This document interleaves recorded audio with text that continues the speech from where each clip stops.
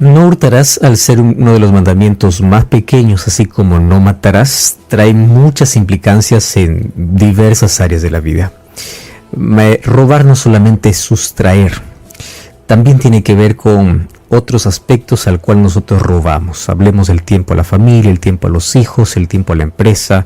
Hablemos de diferentes tipos de robo, como plagio, hablemos del tipo de robo cibernético, en fin. Alguien hizo la diferencia entre robo y hurto, ¿no? El acto de robar va a implicar siempre violencia y hurtar es aquella a la cual nadie se da cuenta, ¿no? Vamos aquí a robar, a sustraer algo y nadie se da cuenta. No existe violencia, no existe escándalo, no existe nada. Y parece que la mayoría de personas opta por la segunda. Robar parece que está más enfocado a la delincuencia, a pandillaje o en fin, a personas que usan la violencia, la intimidación para poder sustraer cosas. Pero la otra mayoría de ladrones no usa violencia. Es el robo sin violencia. Y aquí nosotros vamos a ver que esto se incrementa cada vez más. ¿Alguna vez te robaron algo y tú estabas con una sonrisa en los labios? Hablemos de las grandes estafas, por ejemplo. Esas personas, para poder estafar a una persona, usan el encanto, usan la seducción, usan algo que es atrayente. Pero más allá de todo lo que usan la inteligencia que Dios nos ha dado para el bien y aquí lo derrochamos y lo usamos para el mal. Dios a todos nos ha hecho seres inteligentes y cada uno puede desarrollar esa inteligencia. Lamentablemente algunos lo desarrollan para practicar el mal. Cada vez aparecen más modalidades de estafar, de poder robar a una persona, primero seduciéndolo, encantándolo y finalmente dando con nuestras propias manos aquellos bienes que nosotros poseemos. El mandamiento dice no robarás y hoy queremos hablar porque para todo tipo de personas y todos probablemente estamos envueltos en algún tipo de robo, donde al ser consciente necesitamos que la gracia de Dios pueda cambiarnos, transformarnos para poder ser siempre honestos y poder obtener todas las cosas como la Biblia menciona, con esfuerzo, con trabajo. Las cosas que vienen de manera rápida, sin esfuerzo y sin trabajo, necesitamos parar para poder pensar cómo es que obtengo estas cosas de una manera tan simple.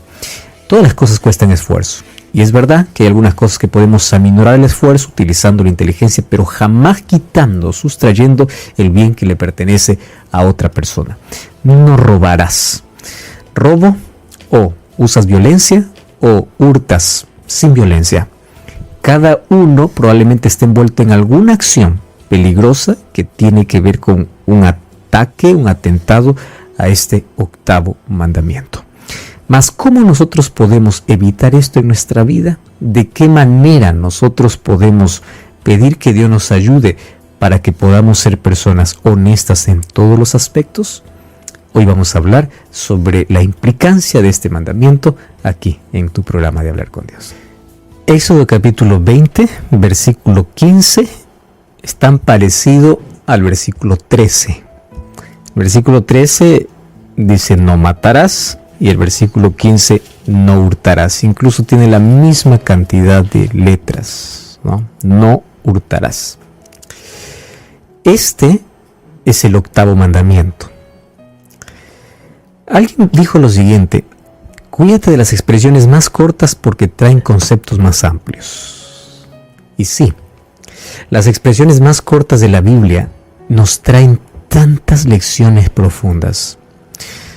No matarás, no hurtarás. Otra expresión corta de la Biblia: Jesús lloró, Dios es amor. Las expresiones cortas traen una profundidad y una riqueza de lecciones que son interminables. Y ahora nos encontramos con apenas 2 palabras, 9 letras.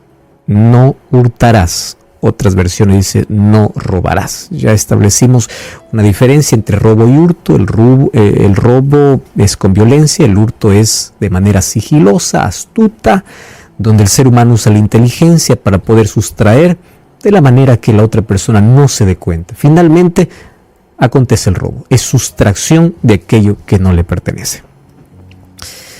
Existe una obra interesante que probablemente todos cuando estuvimos en el colegio lo leímos, la obra de Los Miserables de Víctor Hugo.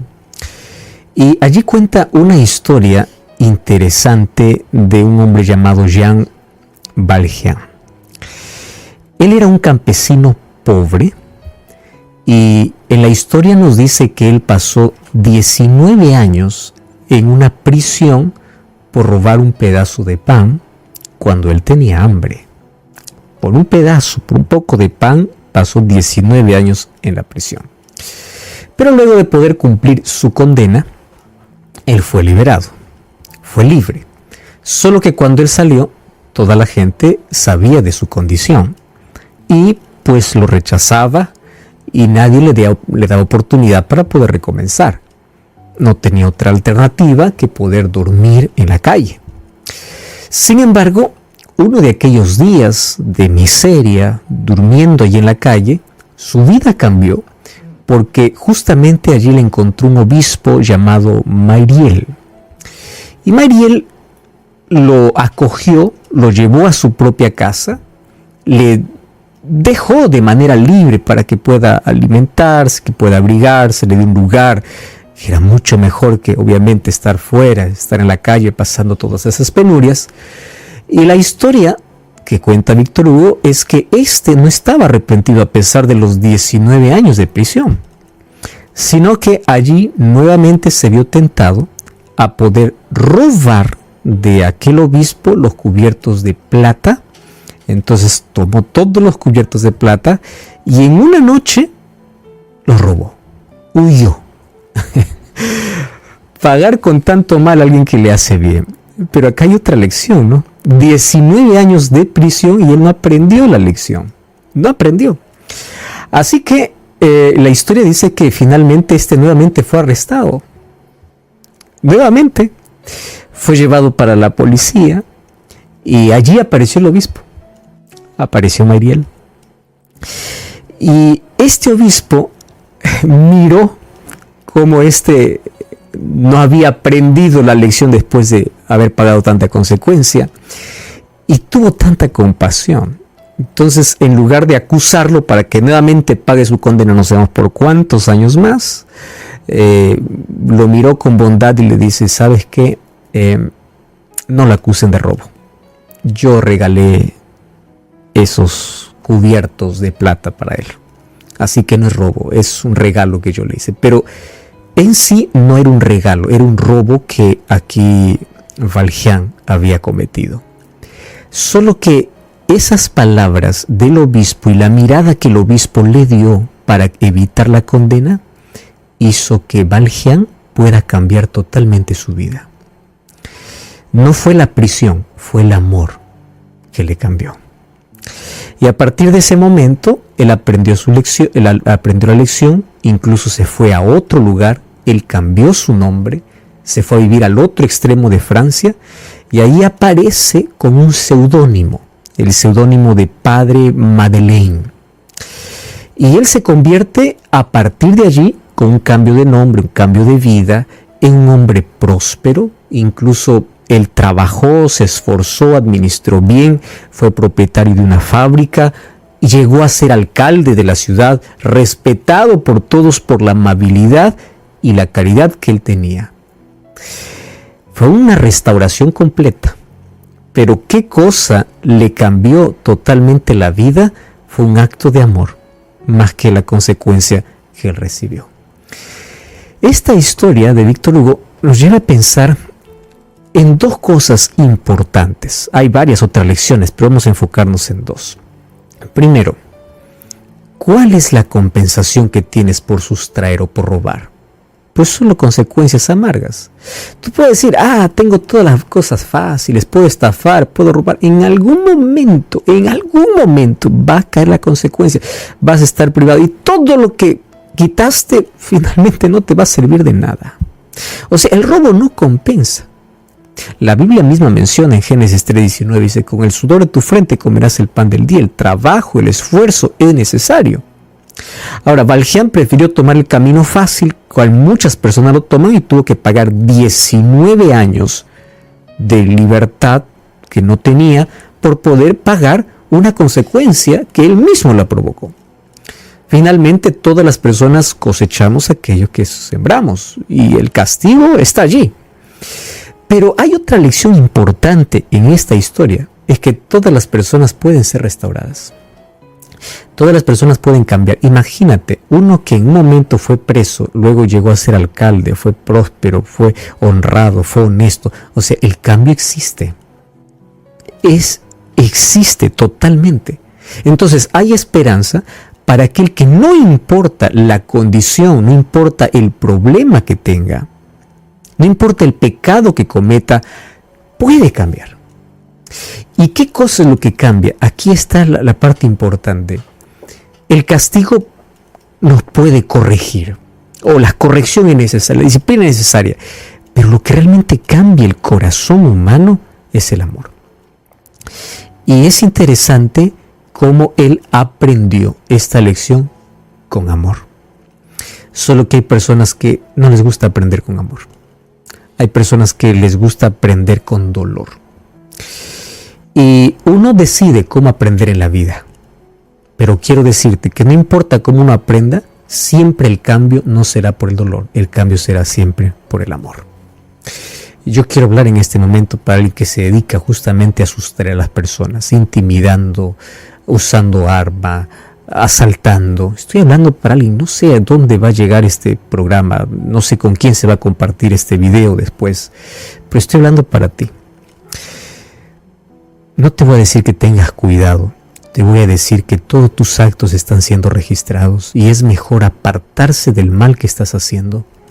Porque esa gente que tú estás sustrayendo lo que tiene, ganó aquello que tú sacaste de manera fácil, lo ganó con sudor. Y ahí está el esfuerzo que tuvo para cumplir un sueño, para mantener su familia, para poder comprar una medicina para alguien que esté en el hospital. Y tú no piensas en ello. Tú piensas en que puedes obtener las cosas fáciles, pero no te imaginas el daño que estás haciendo a tantas personas. Y quiero decirte que nadie siembra mal y cosecha bien. Así que, por favor, arrepiéntete de eso. Comienza a ganar de manera honesta. Comienza a colocarte en el camino que Dios ha propuesto y ha puesto para todo ser humano. De la honestidad, del trabajo, del esfuerzo. Y Dios te va a bendecir. Dios te da sabiduría para administrar. Tú puedes ser una persona de bien. ¿Por qué andar huyendo de las autoridades? ¿Por qué andar intimidando a las personas? Arrepiéntete, por favor, abandona ese camino. Dicho esto, yo quiero mencionar algunos aspectos por el cual el robo se expande a otras áreas de la vida. Cuando Dios dice no robarás, lo que está apenas repitiendo es la orden que Dios dio allá en el jardín del Edén a Adán y Eva, incluso después de la caída. Con el sudor de tu frente comerás el pan. Pero eso no solamente fue después de la caída, el trabajo vino cuando el ser humano fue creado. Después de la caída, el trabajo trajo malestar, dolor. Esa es la única diferencia. Pero el trabajo siempre existió, porque el trabajo era el desarrollo de las capacidades y la inteligencia que Dios había dado al ser humano. Hay que trabajar, hay que esforzarnos. Entonces, lo que aconteció después de entrar el pecado es que el trabajo se volvió molestoso por las circunstancias que venían. Pero el trabajo siempre existió desde antes de la entrada del pecado. El apóstol Pablo expresa muy bien esta idea en el libro de Efesios 4:28. Es un texto extraordinario cuando él incluso habla a los ladrones y dice: el que roba no robe más bien que obre haciendo con sus propias manos lo que es bueno, para que tenga que ayudar a los necesitados. Y es interesante que aquí Pablo ya se pasa de un extremo a otro. O sea, mira, aquel que está acostumbrado a solamente sustraer, dice: póngase a trabajar y en lugar de quitar, comience a dar. Wow, este principio que coloca el apóstol Pablo es importantísimo. Y aquí vamos a hablar de dos componentes importantes. En primer lugar, el componente del amor. Primero nos enseña que para poder vivir en esta vida hay que trabajar. Y hay que trabajar. No existe otro camino, no existe otra manera. Pero también lo que dice Pablo, ponte a trabajar para ayudar, a mí me lleva al otro lado, por el componente del amor. Porque ¿qué cosa es lo opuesto a robar? Lo opuesto a robar no es dejar de robar. Lo opuesto a robar es dar. Porque robar es quitar. Lo opuesto es dar. Y fíjate una cosa, aquí está nuestro problema. Puede ser que alguien diga, yo no soy ladrón, porque yo no sustraigo de nadie. Yo vivo de mi esfuerzo, vivo de mi trabajo. Genial. Está todo bien. Pero lo opuesto a robar no es dejar de robar. Lo opuesto a robar, ¿qué cosa es? Dar. Entonces, ¿qué cosa sería lo contrario a alguien que sustrae? Es alguien que da. Es alguien que sirve. Es alguien que de lo que tiene, en lugar de quitar, comienza a servir con amor, sin esperar nada a cambio. Aquí el mandamiento me lleva de un extremo a otro. Si yo condeno a alguien por quitar, nadie me condena a mí por no dar. Pero el hecho de que yo no dé, no estoy actuando diferente que aquel que quita. Es interesante ver esta perspectiva que aquí el apóstol Pablo comienza a dar. Y esto lo vemos en una historia que Jesús contó, que de paso esta no fue una parábola creada, fue una parábola, es verdad, pero que de una historia real que sucedió. Porque cuando Jesús cuenta la parábola, allí estaban presentes aquellos personajes de quien estaba hablando. Claro, pero Jesús no mencionó nombre. Lo mencionó de manera general, como una historia. La historia del samaritano es una historia tan real. ¿Qué cosa es lo que sucede? En Lucas 10, versículo 30 al 36, encontramos cómo esta ilustración es perfecta. Primero encontramos que un hombre va de camino de Jerusalén para Jericó, de Jericó para Jerusalén, y en el camino allí hay ladrones que le quitan todo lo que lleva. Muy bien, ¿qué cosas hacen los ladrones? Ellos quitaron, y no solo le quitaron, sino allí comenzaron a maltratarlo, lo dejaron medio muerto, muy herido al lado del camino. Mira lo interesante de la historia. Ya no nos vamos a enfocar en aquellos que con indiferencia pasan, ¿ya? Vamos a enfocarnos en el samaritano. ¿Qué hizo el samaritano? El samaritano hizo todo lo contrario a los ladrones. Entonces, un ladrón es el que quita, samaritano no es el que pasa, es el que da. Y aquí vamos a encontrar tres grupos de personas y cada uno se ubica donde piensa que debe estar. Cuando nosotros somos indiferentes con el necesitado, somos casi exactamente que aquel que quitó. Porque no hacemos nada para ayudar. El ladrón quita, el indiferente mira, pobrecito, y se va. ¿Cuál es la actitud correcta y a dónde me lleva el mandamiento de no robarás? No robes, pero haz lo opuesto a no robar. Comienza a dar. ¿Qué cosa hizo el samaritano? El samaritano no tenía una sola razón para ayudar a un judío, porque de paso eran enemigos. Pero ¿a qué le importó las rivalidades? Cuando se trata de amar, amar es dar. Yo no robo, yo doy. Ah, qué interesante. Esto es lo opuesto. Entonces, mientras todos pasaron de largo, el samaritano, incluyéndose él en el peligro, porque quién sabe, los ladrones estaban cerca y él también le quitaban todo. No importa el peligro. Bajó, le ayudó, vendó sus heridas, colocó su aceite, fue hasta el mesonero y le dijo, mira, cúralo. Si tú gastas, ponlo a mi cuenta porque yo lo voy a pagar. Entonces, ¿qué cosa es lo contrario al ladrón? El samaritano no es el sacerdote, no es el levita. Lo contrario al ladrón es el samaritano. ¿Cuál es la diferencia? El ladrón quita, el samaritano da. Entonces la pregunta es, a veces podemos decir, yo no robo, pero tampoco hago nada para dar. Estoy casi en la misma situación de aquel que sustrae. Ahora, hay diversas maneras de poder hablar hoy acerca de robo. Podemos enumerar el plagio, podemos enumerar robar horas en el trabajo. También, ¿no? Tengo un horario específico, pero yo hago lo que quiero, mis propias cosas, sin poder rendir. Eso es el hurto. Yo no practico la violencia, no hago nada malo, pero pues bueno, hago algo que es para mi propio beneficio. Y soy consciente que estoy robando. Eso no me pertenece, pertenece a otro, pero yo lo robo. Robo el tiempo de mi familia, robo el tiempo de mis hijos. O sea, el robo abarca muchas cosas. Pensando en esto, hay otro robo.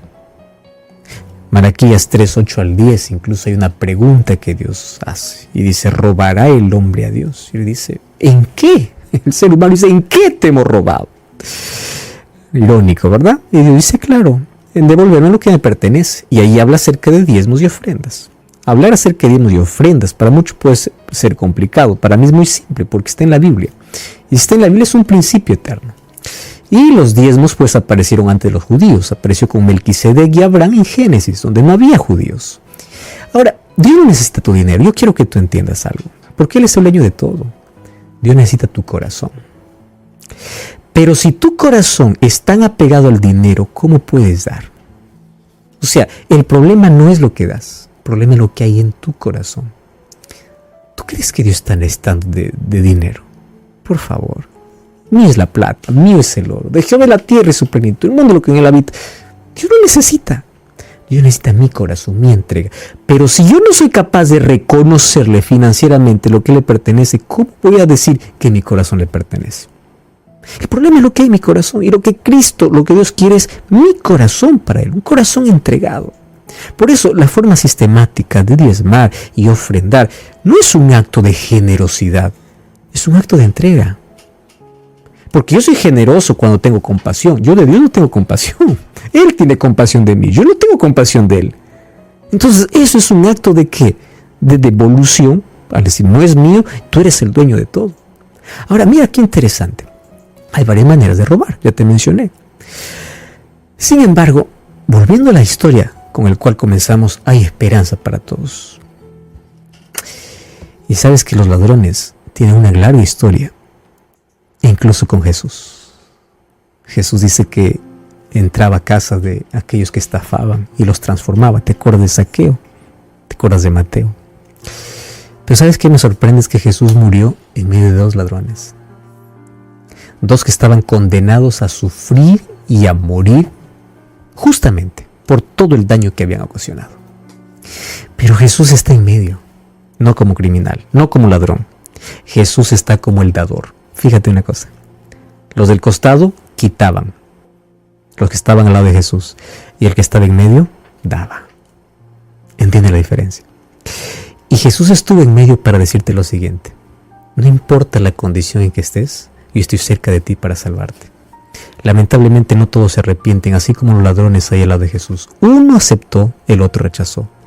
Cada uno decide continuar con su vida o cambiar, pero quiero decirte que hay oportunidad para todos y Dios puede transformar nuestro corazón. Y si tú quieres esa transformación completa y que la gracia de Dios te ponga en armonía con su ley, porque estoy hablando de la ley de Dios, ora conmigo. Gracias, Señor, por tu palabra, porque comprendemos de una manera simple, sencilla, el ideal que tienes para nuestra vida. Danos un corazón diferente, danos un corazón dadivoso, entregado, dador. Y ayúdanos para que nosotros, en lugar de poder sustraer, robar, porque hay tantas maneras de hacerlo, podamos dar, porque es así como tú nos enseñaste a hacer. Toma nuestra vida y guíanos cada día para que nuestras decisiones puedan reflejar que tu ley esté en nuestro corazón y por tu gracia somos transformados. En el nombre de Jesús. Amén.